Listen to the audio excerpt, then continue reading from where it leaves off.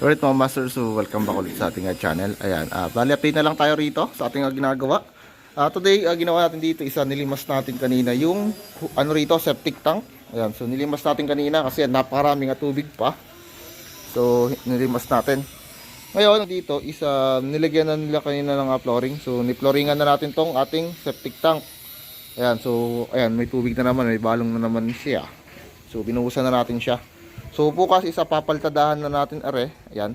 So papaltadahan na ho natin iyan para may kasana natin dito yung thermal control. So ito lang hihintayin natin. Bali dito naghuhukay pa rin naman tayo. So inuhukay pa natin dito yung mga lupa. Yan, para sa thermal control natin. So tapos na rin ito sa kabilang site. Ayan, so okay na rin Tsaka dito. So ito na lang yung hukayin natin sa part dito at tsaka din Okay, so para sa ating thermal control. Okay, so sa taas naman, yung ginagawa nila rito nagbabaklas sila ngayon ng sidings. So yun, mga master.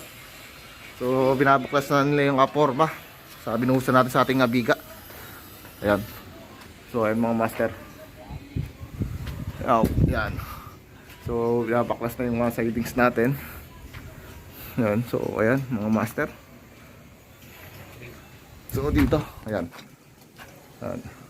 So nagkakasa na rito ng forma ng scaffold para dun sa design nitong ating bahay. So meron tayo ritong eskwela, design na canopy. Okay. So ayan, nila.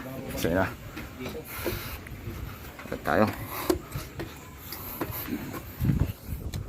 So doon.